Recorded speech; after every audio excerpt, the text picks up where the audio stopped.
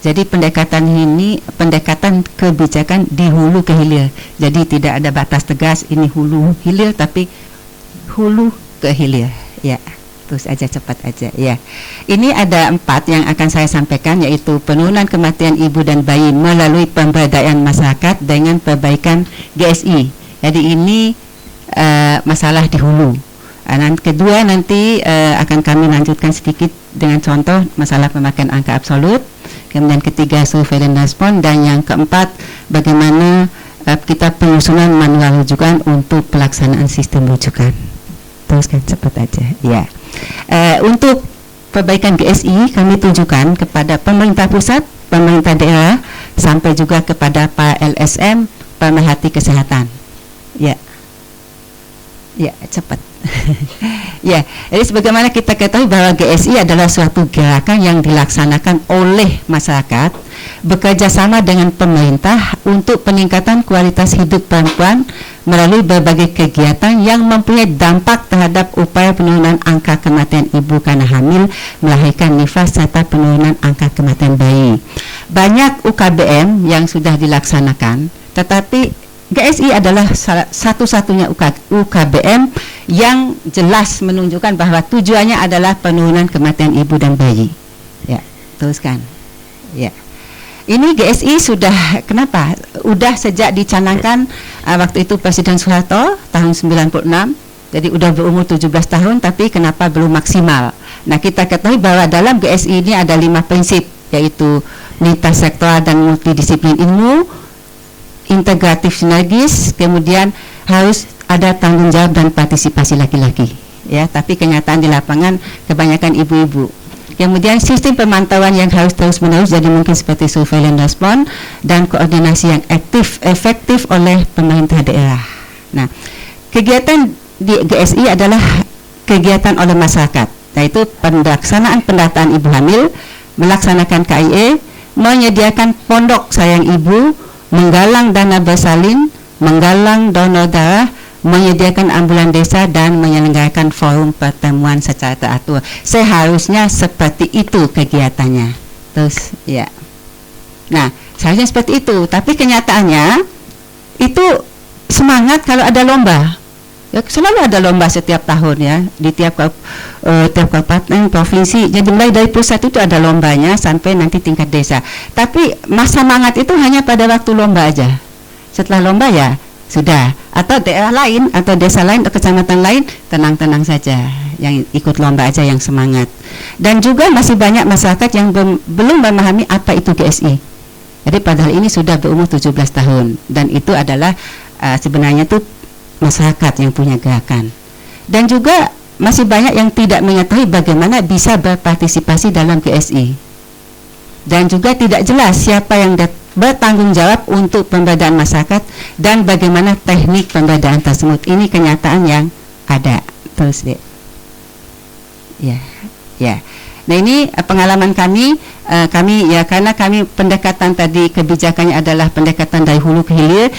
PKMK FKUGM sudah mulai itu mengikutkan institusi di luar kesehatan, tapi yang terkait dengan kesehatan. Itu kami mengundang narasumber dari Kepala BPPM DIY.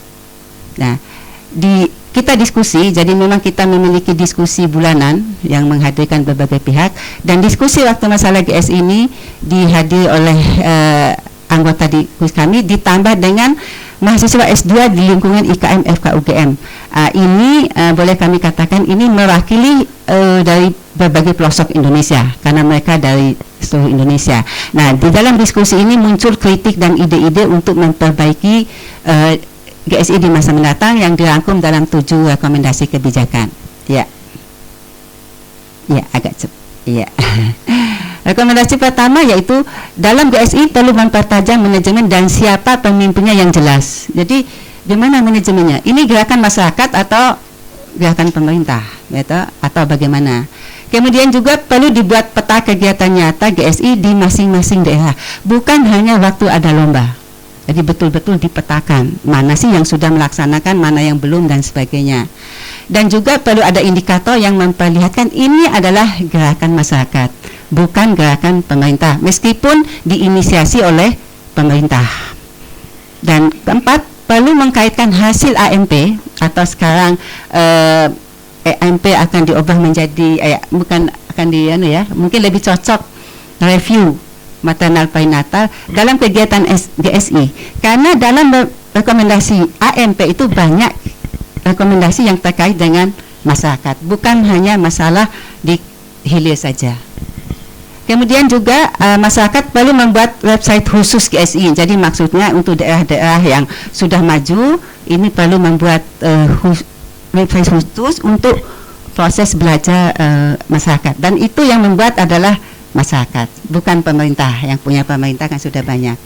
Kemudian juga perlu penyederhanaan sistem pencatatan yang ada di masyarakat, karena pelaksanaan GSI adalah melibatkan kader kesehatan. Mereka adalah orang-orang volunteer yang tidak ada gaji, tetapi dalam kegiatan ini dituntut untuk membuat begitu banyak catatan.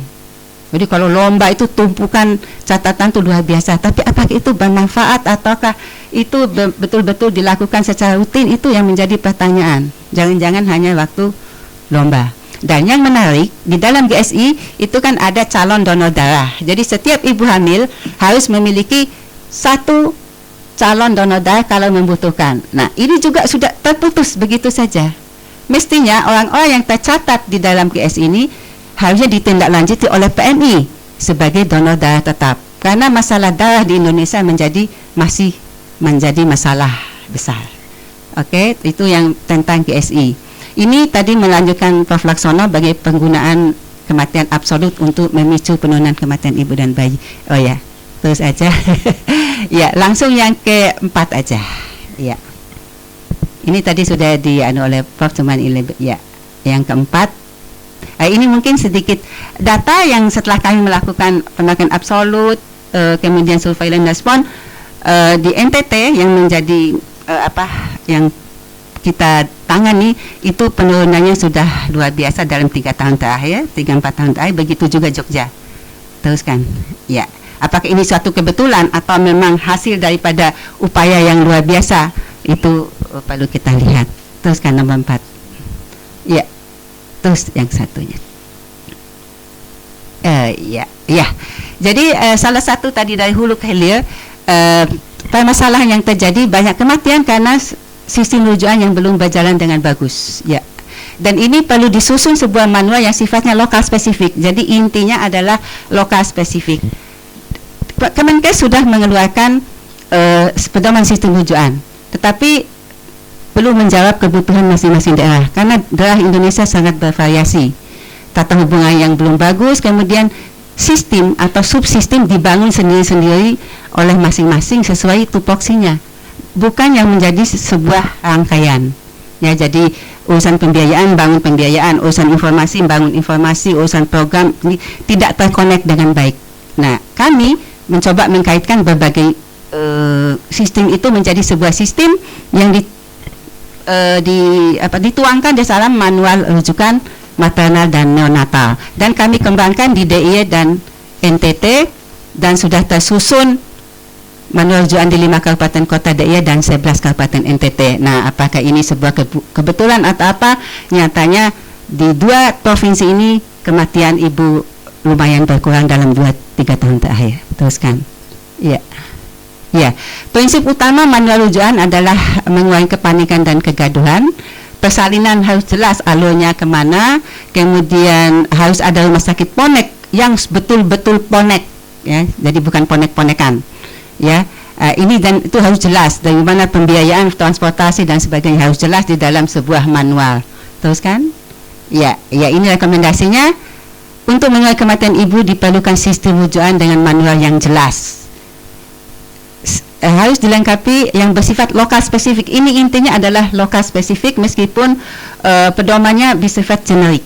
Ya, harus tercantum dengan jelas sumber pendanaannya, baik untuk klinis maupun non klinis. Harus disertai dengan pengembangan sistem informasi komunikasi serta transportasi, dan juga dibarengi dengan perbaikan ANC, puskesmas ponet dan rumah sakit ponet yang betul-betul 24 jam. Dan pemberlakuan manual rujukan harus dengan SK kepala daerah karena sifatnya lokal spesifik daerah tersebut. Sekian, terima kasih. Assalamualaikum warahmatullahi wabarakatuh.